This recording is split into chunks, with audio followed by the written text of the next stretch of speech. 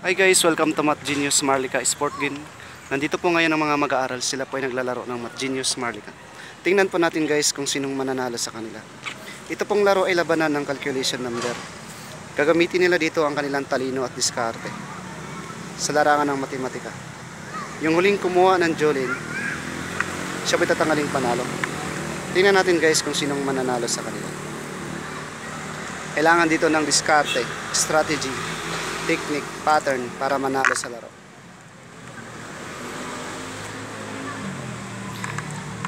Bago po matapos ang kanilang paglalaro, subukan natin guys tanungin po sila kung anong masasabi nila sa laro. Sis, anong masasabi mo po sa laro ito? Medyo na parang masaya naman siya, tapos nakakawala ng stress. Okay po. Ikaw naman din boy, anong masasabi mo sa laro ito?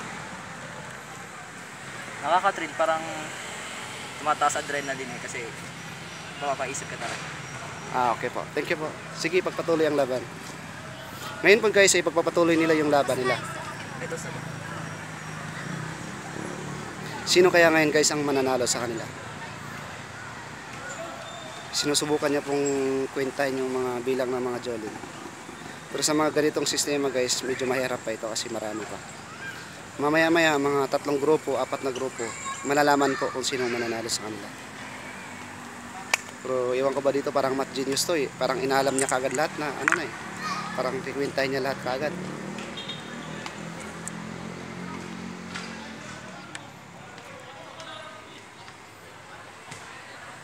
Medyo mabagal ang kanilang pagdampot. Ito ay isang patunay na mga matatalino talaga. Pinag-isipan ng gusto kung anong gagawin nila.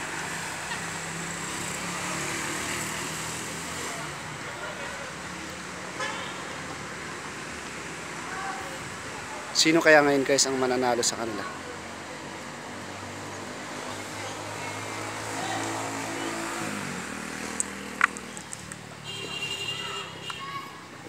Maganda nito bilangan ng time 10, 9, 8, 7, 6, 5 para mas mabilis yung takbo ng laban nila.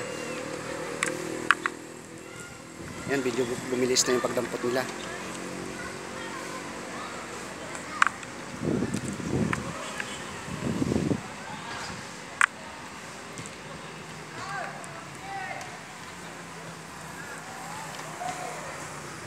Talagang nakakaintis ang ganitong labanan. Pinag-isipan talaga nila ng gusto.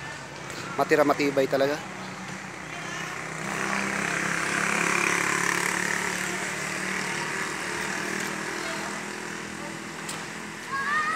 Parang pang grand finals yung labanan nilang dalawa. Talagang matagal yung pagdampot. Pinag-isipan talaga ng gusto.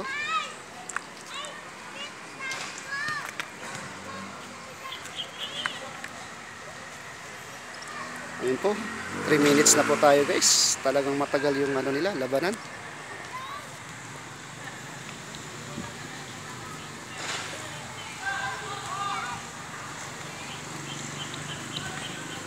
Ito po sila yung mga estudyante po ng Lady of Lourdes. Ayun po guys, konti na lang. Meron pong 4 na grupo na lang. Alam na po nito kung sinong mananalo sa kanila. Timer start now. 10, 9. Ayun. Parang alam na kung sinong manalo nito.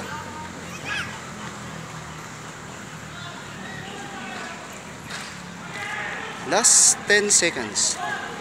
10, 9, 8, 7. Sino kaya ngayon guys ang mananalo sa kanila?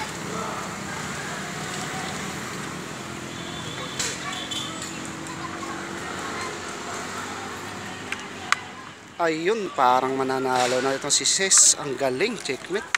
Panalo siya. Isa pa.